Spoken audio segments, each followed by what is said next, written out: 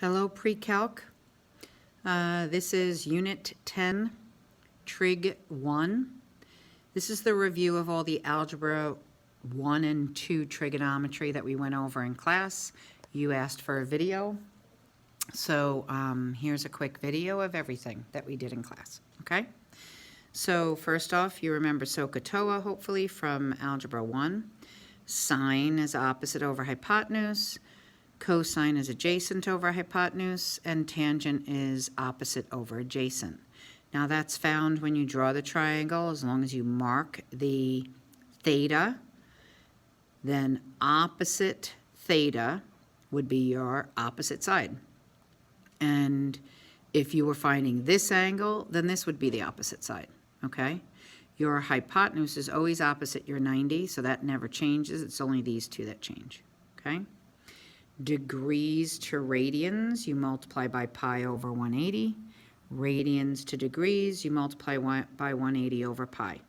Now that is because if you're trying to get rid of the degree sign, you want a degree sign in the denominator so the degrees cancel and you're only left with radians.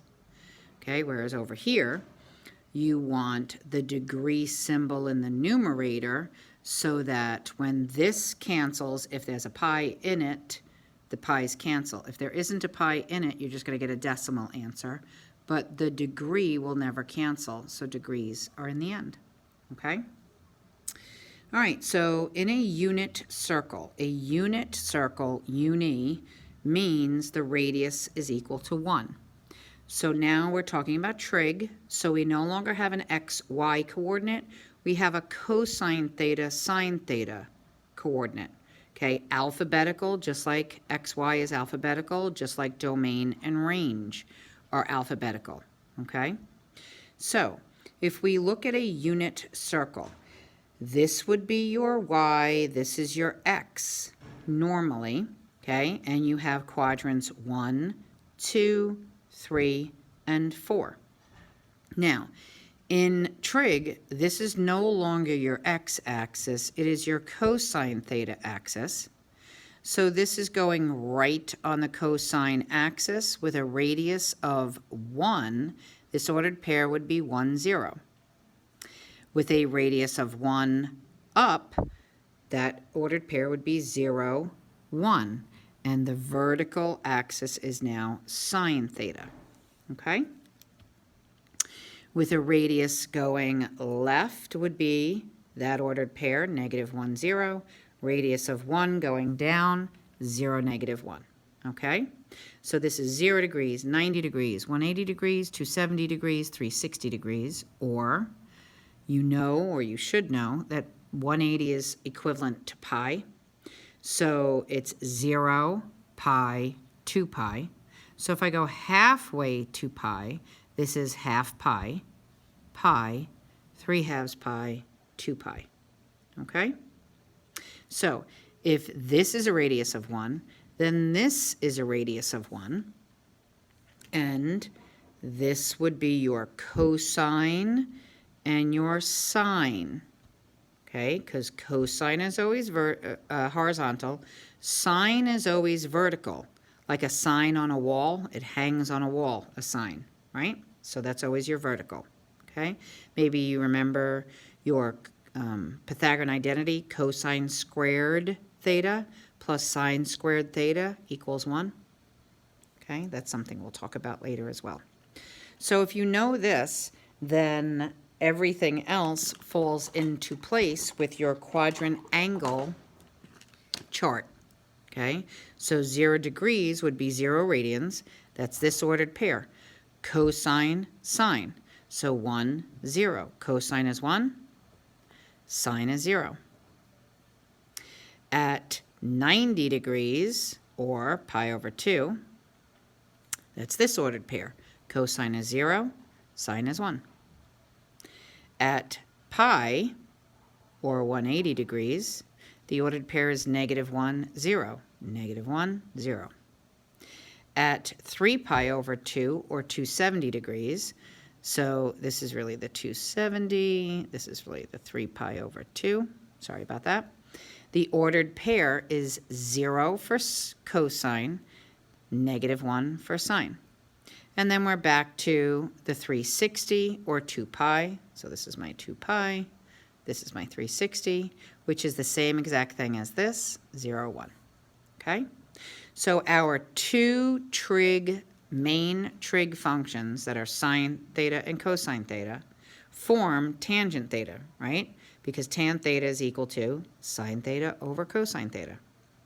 So that's why this is set up sine over cosine, because there's your fraction, which is equivalent to tan. So 0 divided by anything is 0. Anything divided by 0 is undefined. 0, undefined, 0. And that's for every one of your quadrant angles. Okay? The all students take calc, or Alvin, Simon, Theodore Chipmunks, is that in quadrant 1, sine, cosine, and tangent are all positive. That's where we get the capital A. So if I ask you to find the exact value of anything in this quadrant, it's always a positive answer, whether it's sine, cosine, or tangent. In quadrant 2, only sine is positive because cosine, as I go left, is negative. So cosine would be negative.